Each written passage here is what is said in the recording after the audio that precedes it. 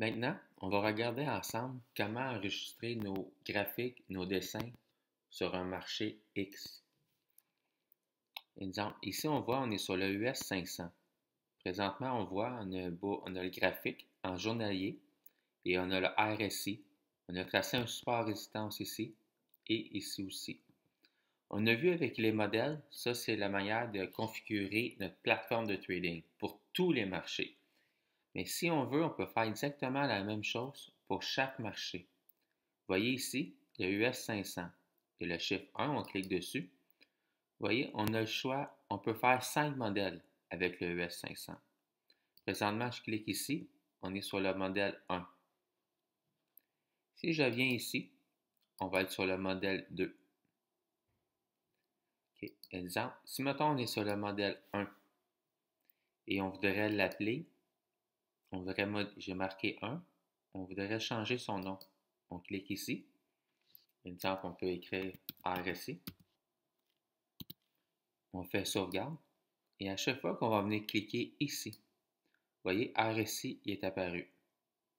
Là, si on veut, on l'enregistre. Si on voudrait que le modèle 2 soit exactement pareil, on vient ici, on fait Save. Regardez, modèle 3, si on voudrait que ce soit pareil, Save. Vous voyez, si je clique sur le modèle 2, exactement la même chose que le modèle 1 va apparaître. Si ici, je déciderais de faire des modifications, enlever l'indicateur RSI, exemple, je rajoute la moyenne mobile, je rajouterais pour le fun, mettons l'indicateur technique, celui-là ici. Et ensuite, on vient ici sur 2. Je pourrais dire, je l'appellerais, je le laisserai au nom 2. Je fais Save. Ensuite, on vient, quand je retourne sur le 1, j'ai mon modèle ici comme cela. Et si je viens ici, j'ai mon autre modèle. Mettons, ici, j'ai lui, avec tout ça ici. Je le saverai sur le 3 et j'irai sur le 3 et je ferai des modifications, exemple, j'enlèverai tous ces lignes. Regardez, je déciderai de tracer, mettons, un rectangle. Vous voyez? Automatiquement, il se save automatique. On n'a pas besoin de venir. Et si vous voulez, vous pouvez quand même le saver. Si je retourne sur le 1, tous mes dessins que j'ai faits, ils restent là. Quand on va sur le 3, j'aurai la même chose avec les dessins. Fait qu'on a 5 manières de pouvoir se programmer des graphiques différents pour chaque marché différent. Vous voyez comment c'est simple dans le fond? On clique ici pour écrire le nom qu'on voudrait donner au modèle. Ici pour le saver. C'est aussi simple que ça. Je vais vous montrer d'autres applications.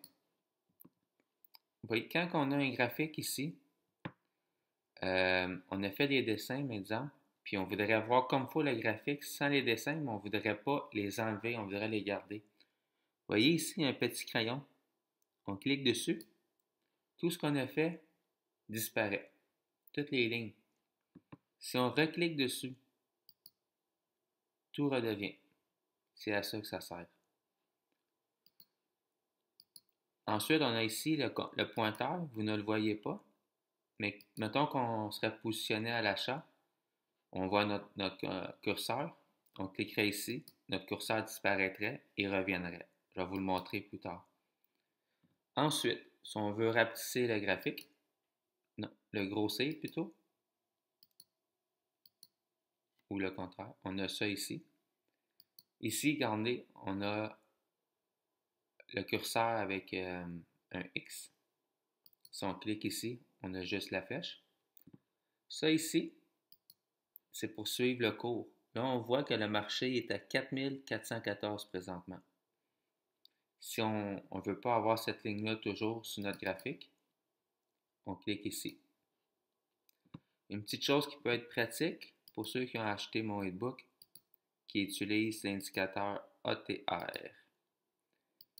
Vous voyez ici, on va enlever l'indicatif. On voit c'est l'ETR.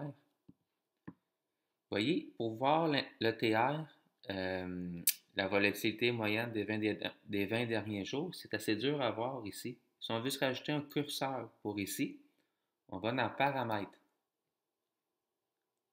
Ici, pointeur, et voilà.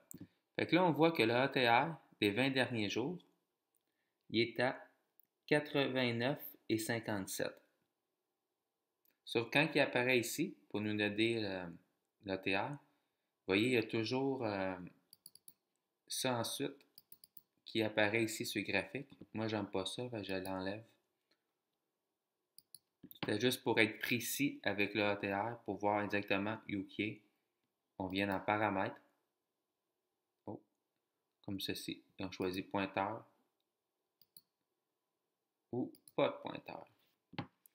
Dernière petite chose que je vais vous montrer, exemple ici, quand on fait ça, ça je ne l'utilise pas, c'est juste pour vous le montrer vite vite. Vous voyez le mot figure, on clique dessus. Ce que ça fait, regardez ici, on voit triangle, biseau, canal, double creux, double sommet, tasse de café. Mettons, on clique sur triangle. CMC Market. Son ordinateur va regarder pour trouver des triangles. Vous voyez ici, on a un triangle, un autre triangle, un autre triangle.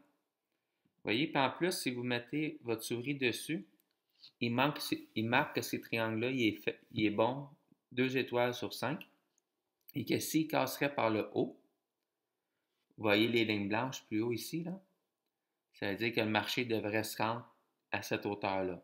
Souvent, c'est calculé de la distance d'ici à ici, recalculé par le haut.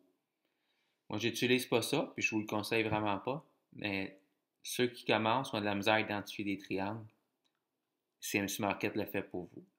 Vous cliquez ici pour l'enlever ou pour le mettre. Ensuite, vous pouvez cliquer sur biseau. Même chose, vous voyez, calculer les biseaux pour vous. Même chose pour les canals.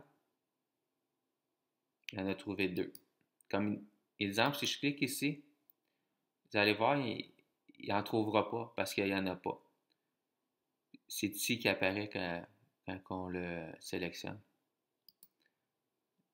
Ça ici, je ne me trompe pas, c'est comme une tasse à café. Vous voyez, on a trouvé une ici et une ici. Même chose, si vous mettez le curseur dessus, il montre que s'il casse par le haut, le marché devrait se rendre là. S'il casse par le haut, le marché devrait se rendre là. Je vais juste vous montrer ça. Il y a une autre chose aussi, regardez ici, bougie. Il y a toutes les sortes de bougies pour ceux qui aiment les bougies. Vous voyez, il y en a vraiment énormément. Mettons que vous aimez tel type de bougie. Mettons, on prendrait elle.